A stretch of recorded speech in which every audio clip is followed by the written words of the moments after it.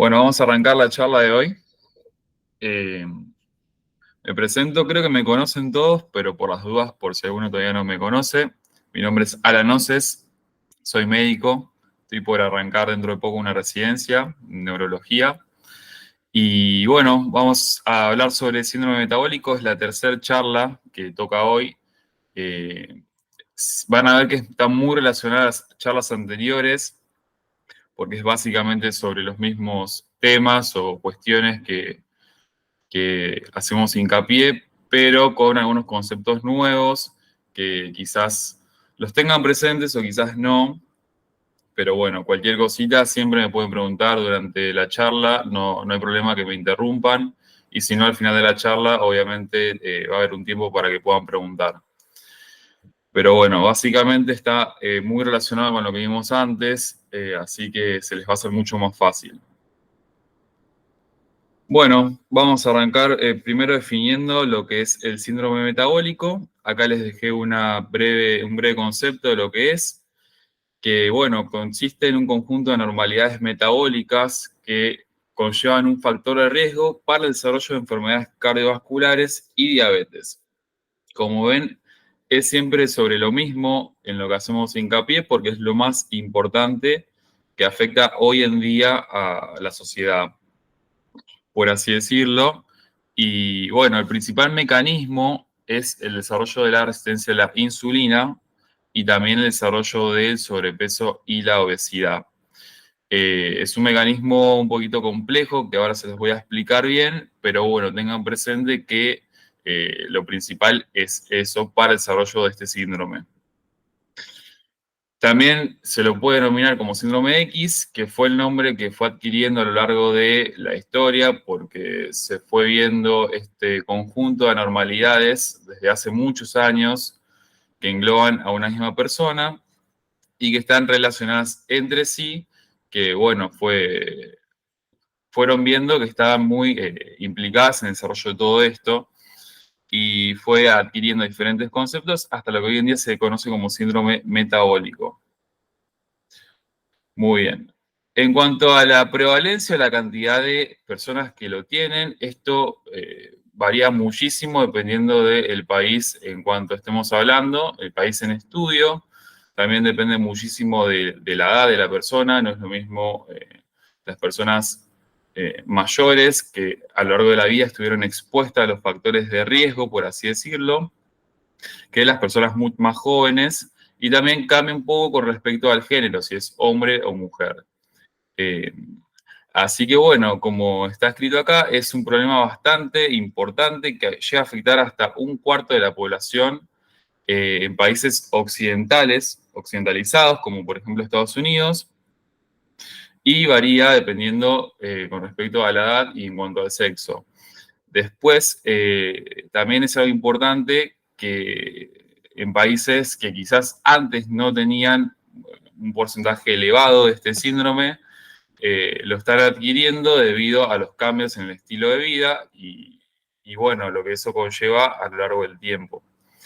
Como está escrito acá, en países en vías de desarrollo, esto fue igualándose a lo de los países que antes históricamente se consideraban como los más afectados, como por ejemplo Estados Unidos, países de Europa que hace rato que tienen un estilo de vida, por así decirlo, sedentario, con consumo de alimentos poco saludables.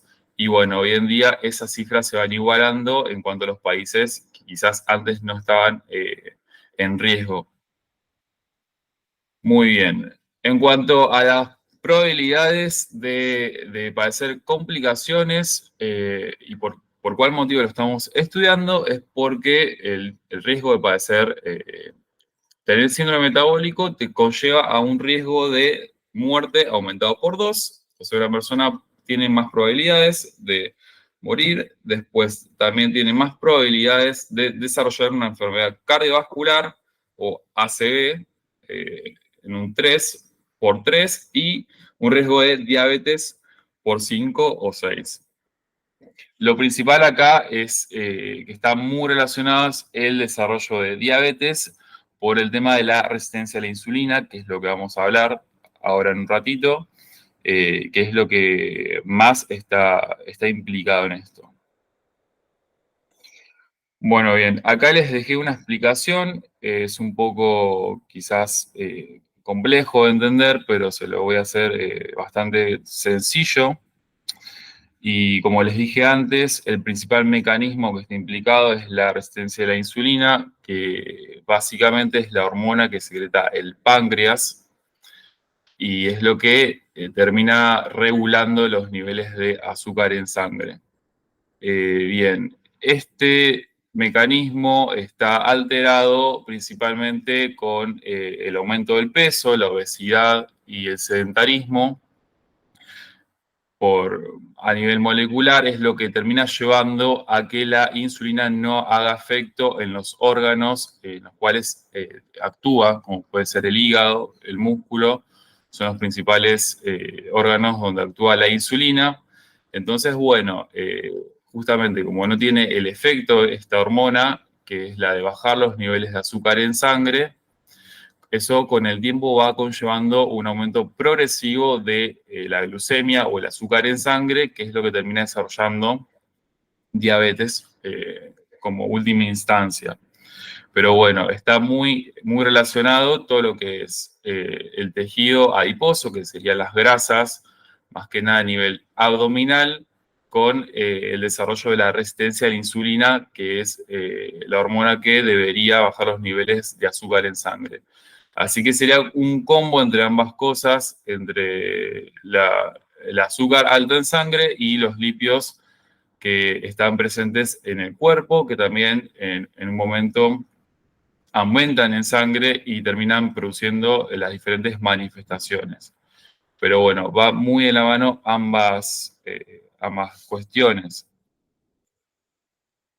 Bien, como les dije, es muy importante también que está presente siempre el tejido adiposo, que es un tejido que no simplemente constituye las reservas de energía del cuerpo, sino que también es metabólicamente activo porque produce moléculas, produce determinadas hormonas que terminan afectando en el desarrollo de este síndrome. Y el principal depósito que está más relacionado con el riesgo cardiovascular es el de la grasa abdominal, más que el de la grasa a nivel de las caderas, como se ve más presente en las mujeres, como acá les dejé bien gráfico. La grasa abdominal, que se caracteriza por ser en forma de manzana, que es la más característica de hombres, es la que tiene mayor riesgo de aterogénico y de desarrollar enfermedades cardiovasculares y por ende también síndrome metabólico.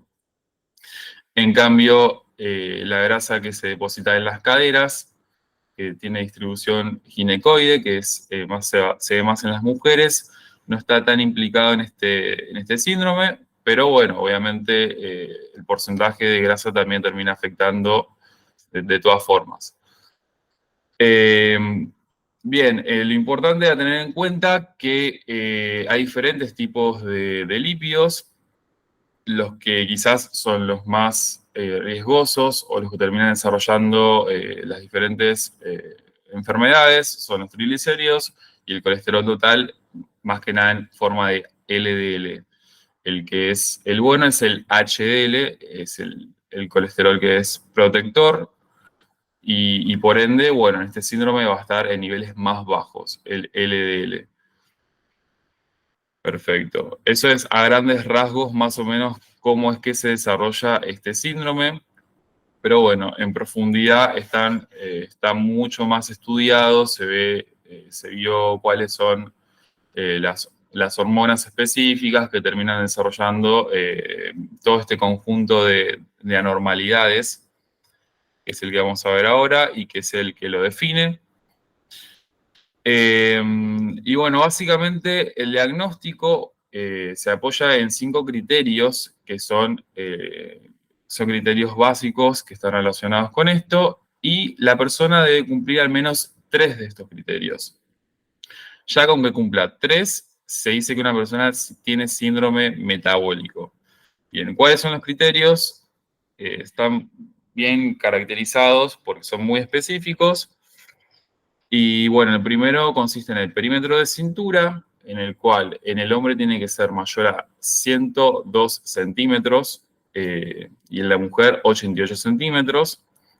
Después también está relacionado también la glucemia mayor a 100, es parte del criterio, triglicéridos mayor a 150 y el HL menor a 40 en el hombre y menor a 50 en la mujer. El HDL habíamos dicho que era el colesterol bueno, en este caso justamente es un factor cuando está bajo, menos de 40, y en el hombre y menos de 50 en la mujer, y también la presión arterial o tensión arterial mayor a 130/85. Bueno, estos tres conceptos son los que definen y diagnostican a una persona para que se considere que tenga síndrome metabólico. Tres de estos ya hacen el diagnóstico y quizás los valores, hay algunos valores que no son los mismos que usamos en el país, porque estos son parámetros internacionales, pero bueno, ya se considera que es parte del síndrome. Por ejemplo, la glucemia mayor a 100 ya es criterio y en nuestro país un valor de 100 todavía sigue siendo normal porque el valor es de 70 a 110. Lo mismo pasa con la presión, con la tensión arterial, que ya más de 140 empezaría a ser hipertensión. Sin embargo, acá los niveles de corte son mucho más bajos. Así que para diagnosticar a una persona se tienen en cuenta estos parámetros. Muy bien. ¿Cómo es que se mide el perímetro de cintura? Es importante medirlo bien porque justamente tiene un corte específico y la persona puede entrar fuera de ese corte y básicamente es medir con una cinta métrica entre la última costilla y la cresta ilíaca, justo en la mitad, en una expiración normal con los brazos relajados. Así es como lo pueden llegar a medir en el consultorio, un médico, y como les dije, esto es el principal perímetro que se mide porque es el que más implicado está. La grasa abdominal, el perímetro de cintura. Hay otros perímetros, como es el perímetro del cuello, perímetro del brazo, que también te pueden decir el grado de sobrepeso o obesidad que tiene una persona, pero el más importante y el que hay que medir o que pueden medir en un consultorio es el perímetro de cintura. Muy bien. Eh, es importante aclarar que no es lo mismo tener la glucemia alta o niveles de azúcar altos en sangre que diabetes enfermedad. Acá les dejé por escrito básicamente lo que consiste en cada uno y la glucemia alta no es más que un valor aislado que nos dice que está fuera del rango normal, pero no necesariamente está desarrollada la enfermedad de diabetes, la diabetes. Cuando supera 110, el valor de 110 ya se considera prediabetes, no se considera enfermedad, y niveles mantenidos de glucemia por encima de 126 asociadas a alguna manifestación corporal de la diabetes, ya se diagnostica la enfermedad. A veces, bueno, si entra en valores intermedios, se puede hacer lo que es la prueba de tolerancia oral a la glucosa para ver realmente si el páncreas está regulando o no. Pero bueno, son dos conceptos diferentes. En cuanto a síndrome metabólico, habíamos dicho que uno de los criterios era la glucemia elevada y la diabetes era una complicación que tenían mucho más riesgo de finalmente llevar a la enfermedad, pero son dos cosas diferentes. Muy bien, otros parámetros a tener en cuenta, en este caso es el índice de masa corporal, que ya lo había nombrado en la charla anterior, y básicamente consiste en medir el grado de sobrepeso o obesidad que tiene una persona, o incluso está en rango normal. Se tiene en cuenta el peso sobre la talla al cuadrado, y ahí sale un resultado en el cual nos puede decir el grado de obesidad que tiene una persona. En el caso que supere 25, ya la persona está en sobrepeso y en el caso de que supere los 30, ya ahí está en obesidad. Así que también es un parámetro que es importante saberlo, aunque no es parte de los criterios que diagnostican el síndrome. Otras manifestaciones que se pueden encontrar o que se puede llegar a ver, a detectar, son, en este caso, una manifestación que se ve en la piel. Quizás ustedes lo hayan visto en algún momento, es la acantosis nigricans, que como se ve bien acá, es una coloración aumentada, como es una hiperpigmentación y engrosamiento de la piel que se ve en determinados pliegues del cuerpo, como puede ser en el cuello, como puede ser en las axilas, en las ingles, en las manos inclusive. Y esto es un signo muy característico de lo que es la resistencia a la insulina, que habíamos dicho que es el mecanismo por el cual se termina desarrollando el síndrome metabólico. Eh, un médico cuando ve este signo automáticamente piensa en que hay una resistencia a la insulina que se puede llegar a confirmar con un análisis de sangre, que muestra niveles de insulina alto y bueno, también lo que eso conlleva que lleva un aumento de la glucemia. Después, otra manifestación que se puede llegar a ver son los santelasmas y los santomas en cuanto a al depósito de lípidos. Cuando se deposita en los párpados es que se llaman santelasmas y cuando se deposita en las manos o en la piel en general, en las palmas de las manos o en la piel, esos nódulos que son como bolitas de grasa, eso también se debe a depósito de lípidos y nos habla de niveles altos de o triglicéridos o de colesterol. Esto quizás sí es un poquito más difícil de encontrar y, y bueno, no hay que confundirlos con lo que son los lipomas, que es otra cosa que no tienen nada que ver, que eso es un tumor de la piel, pero no necesariamente es por niveles altos de lípidos en sangre. Son dos cosas diferentes. Bueno, bien. Enfermedades que están asociadas, que se pueden encontrar, pero que no forman parte del síndrome, son la apnea obstructiva del sueño, debido a lo que es el aumento de peso, como dijimos antes, que se ve en casi todos los pacientes. Bueno, la apnea obstructiva del sueño son los despertares nocturnos debido a la falta de aire en la inspiración por las estructuras del cuello que comprimen, más que nada la grasa que está depositada en el cuello, comprimen durante el sueño las vías aéreas y es lo que lleva a la falta de aire por unos segundos. Bien, eso está relacionado por el tema del aumento de peso. Otra cosa también vista y relacionada es la esteatosis hepática, más que nada no alcohólica, que es el famoso hígado graso, también por lo mismo, por niveles altos de triglicéridos y colesterol en sangre. Otra enfermedad vista es la enfermedad renal crónica, más que nada por la diabetes, que es lo que termina afectando al fin y al cabo los riñones y termina generando con los años daño renal. También el síndrome de ovario poliquístico en las mujeres por el tema de la resistencia a la insulina, está muy relacionado. Niveles bajos de testosterona y función eréctil en los hombres y niveles altos de ácido úrico y lo que termina desarrollando la gota. Muy bien. Y bueno, lo importante de la charla es cómo se maneja el síndrome metabólico o qué cuestiones hay que tener en cuenta para combatirlo, que es lo que se puede actuar, se puede hacer muchísimo para limitar el desarrollo de este síndrome. Por eso es importante tenerlo en cuenta y no son cosas muy difíciles de hacer.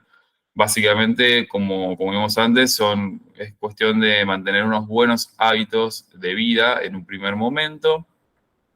Se los denomina pautas higiénico-dietéticas.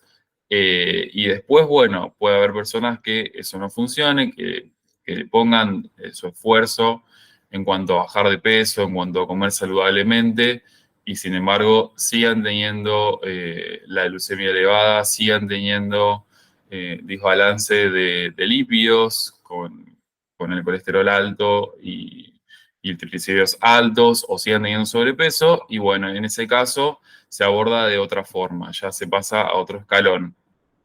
Pero en un primer momento siempre se lo aborda de forma en cuanto a lo que uno puede hacer, como es el ejercicio, como es la alimentación saludable y bueno, pautas adecuadas de sueño.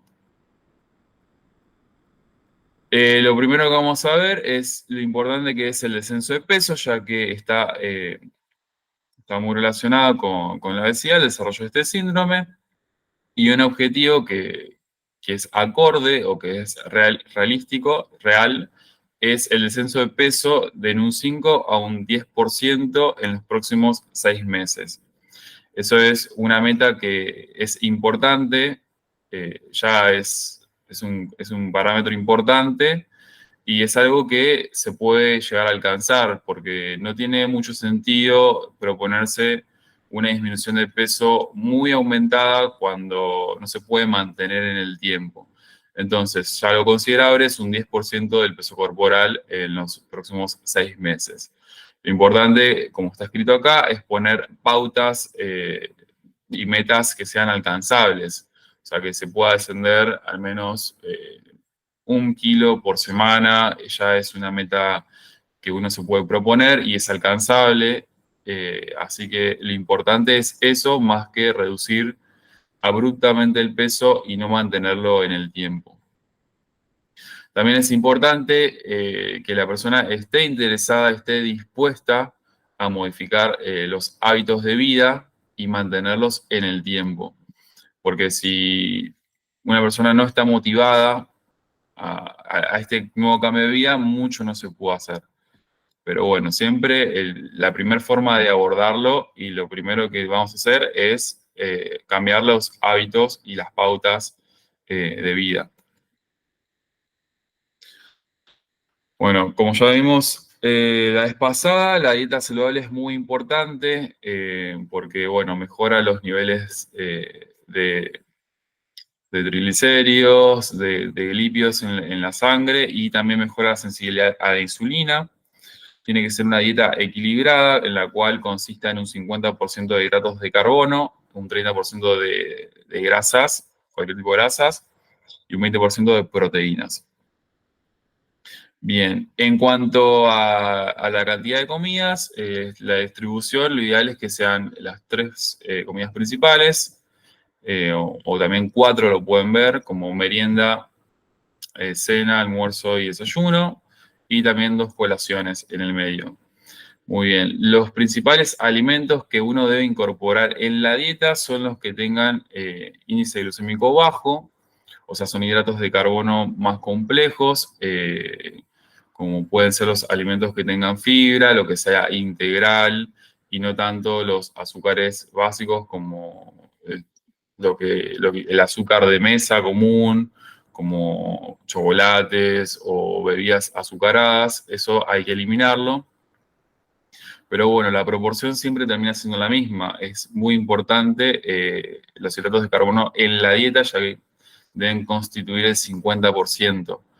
Eh, También hay que tratar de buscar los alimentos que tengan grasas esenciales, limpios esenciales y altos en vitaminas y proteínas de alto valor biológico. Son muy importantes.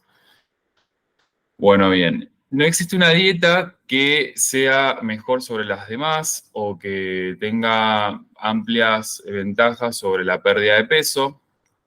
Lo importante siempre es tratar de reducir la cantidad que uno come, las porciones, no repetir los platos, siempre es lo más importante por sobre el tipo de dieta o el tipo de alimentación que restrinja los alimentos. Bueno, como siempre, tratar de disminuir los hidratos de carbono que tengan azúcares simples o las grasas que sean grasas saturadas, esas se evitan. Por lo tanto, se puede reemplazar con más cantidad de frutas y verduras que sean altos en fibra, legumbres, sopas, etc. Muy bien.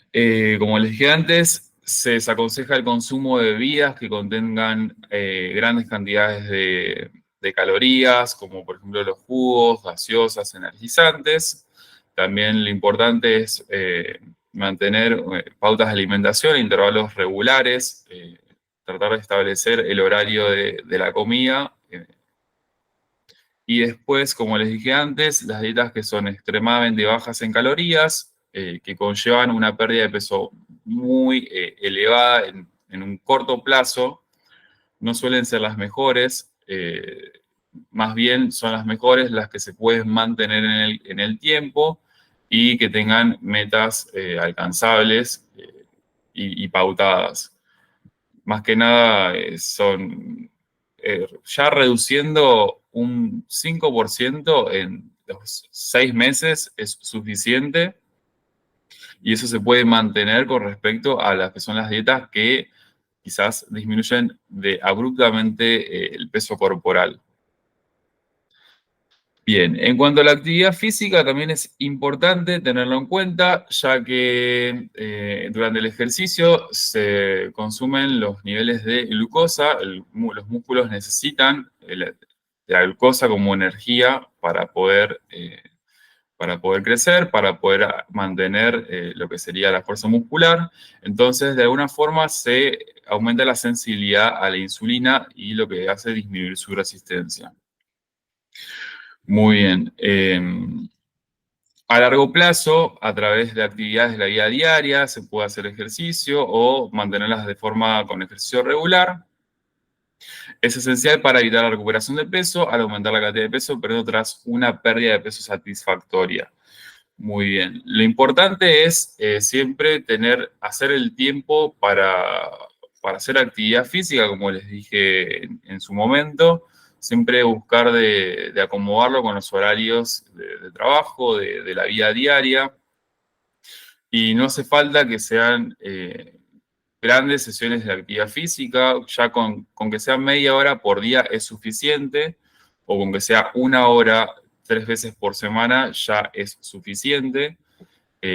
Sería lo ideal con lo que se arrancaría. Tampoco tiene que ser ejercicio que sea extenuante, sino simplemente salir a correr o hacer algún tipo de deporte como nadar o trotar, lo que sea ya es suficiente.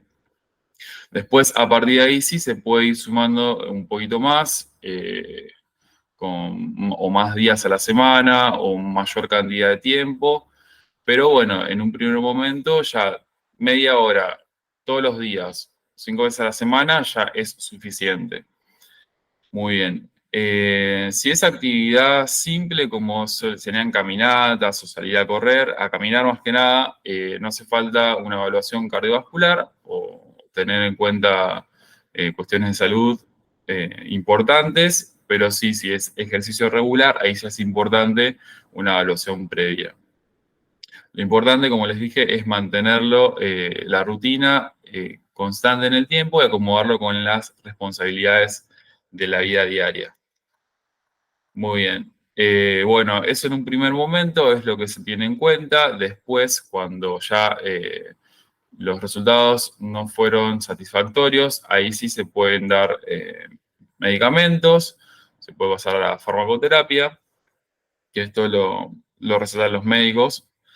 Y en cuanto a lo decía, existe un medicamento que se llama Orlistat, que se toma 2 veces por día, todos los días, con las comidas más importantes, y lo que hace es reducir la absorción de las grasas en un 30%. Bueno, nada, eso, como para que tengan en cuenta que existen medicamentos para tanto la obesidad como otras cosas. Quizás esos no son de los más comunes, pero bueno, lo importante es que nada, esto lo maneja un médico y puede tener algunos efectos, como puede ser más que nada manifestaciones gastrointestinales, por eso tienen su lado bueno y su lado malo. Para la diabetes, el más conocido es la metformina, que es el que se da de primera elección, siempre en un primer momento. Después también, bueno, la presión arterial se puede controlar con antihipertensivos, hay un montón de diferentes clases. El colesterol también se controla con estatinas, es la familia de fármacos que controla el colesterol, y los triglicéridos con fibratos. Pero bueno, se los puse como para que tengan una idea de que existen fármacos para todo. Para todos los factores que vimos antes, se puede dar un tipo de medicamento. Muy bien. Y por último, otra cuestión a tener en cuenta cuando también lo anterior no funcionó es la cirugía bariátrica, que es para la reducción de peso. Esto es más que nada en personas que no pudieron haber controlado con todo lo que nombramos anteriormente, porque no se indica en un primer momento sin haber intentado bajar de peso por otros medios. Pero bueno, es una forma importante de pérdida de peso en un corto periodo y está bueno para las personas que ya tienen comorbilidades o enfermedades asociadas a la obesidad y bueno, o que tienen inclusive síndrome metabólico ya diagnosticado. Hay diferentes formas de cirugía bariátrica. La más común y la más importante es el bypass gástrico, pero también hay otras que son menos agresivas, que quizás no tengan los mismos efectos, la misma eficacia, que son la banda gástrica y la manga gástrica. Pero bueno, el más común es el bypass o derivación gástrica. Eh, la pérdida de peso, la meta es absoluta y se produce a lo largo de el año o al año siguiente, en los 2 años. Bueno, no todas las personas son candidatas a la cirugía, más que nada son las personas que tienen entre 18 y 65 años, un grado de obesidad importante, que es el grado 3, con índice de masa corporal mayor a 40. O también son candidatas las que tienen obesidad grado 2, un índice de masa corporal entre 35 y 40, pero con algún factor de riesgo, como por ejemplo ya la persona que tiene diabetes diagnosticada, eh, los que hayan tenido algún infarto o incluso artrosis debido a la obesidad, ahí ya el parámetro es mucho menor y también que hayan tenido fracasos con los tratamientos anteriores que hemos visto. Eh, bueno, hay unas personas que se contraindica la cirugía, que es cuando tienen abuso de consumo de sustancias como alcohol o otras drogas, en embarazadas, en las personas que no pueden seguir el tratamiento médico después de la cirugía, porque hay que consumir suplementos de por vida, suplementos vitamínicos y minerales de por vida. Entonces es importante seguir las pautas que siguen o enfermedades psiquiátricas graves. También se contraindica la cirugía. Muy bien. Y después, en cuanto a las conclusiones, el síndrome metabólico incluye un conjunto de factores de riesgos del metabolismo que terminan generando daños en la salud y el desarrollo de enfermedades cardiovasculares. El principal asociado es la resistencia a la insulina y la grasa abdominal, como vimos. Aunque se desconoce el origen, si es genético, el principal riesgo de desarrollo son los de origen ambiental, los estilos y hábitos de vida, los cuales se pueden evitar con hábitos saludables como una dieta sana y actividad física regular. Y también es una problemática cada vez más importante en nuestra sociedad, por lo cual es importante conocerlo, tener en cuenta que existe y tomar medidas para prevenirlo o intentar revertirlo. Muy bien. Y bueno, esa creo que fue la última. Sí.